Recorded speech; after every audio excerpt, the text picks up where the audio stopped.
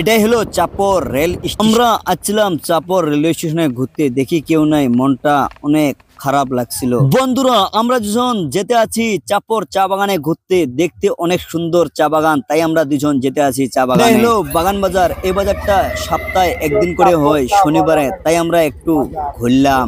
আমরা ফাইনালি আসি পেলাম চাপর চা বাগান। এই চা বাগানটা অনেক বড়। আপনারা, আমি গাড়ি থেকে আসি, আমি কৃষিকাজ করতে আসি, দেখছেন আপনারা, ভুট্টা তুলে দেখতে আসি। আজকে আপনাদেরকে আমি দেখাচ্ছি চা বাগানটা।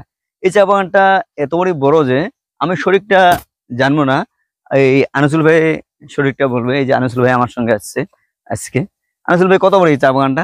আমার এই চা বাগানটা আমার চাপড়ে 1 নাম্বার চলে আছে বর্তমান। বিশাল চাপড়ের ভিতরে বিশাল বড় চা বাগান, এর উপর দিয়ে চা বাগান নাই, অনেক বড় চা বাগান। বড় মানে চাপড়ে 1 নাম্বার চলে আছে। আর চা বাগান আসি কেমন লাগলো? অনেক ভালো লাগলো না? অনেক ভালো লাগলো। আমার চা বাগান একদম পুরো ভালো লাগলো।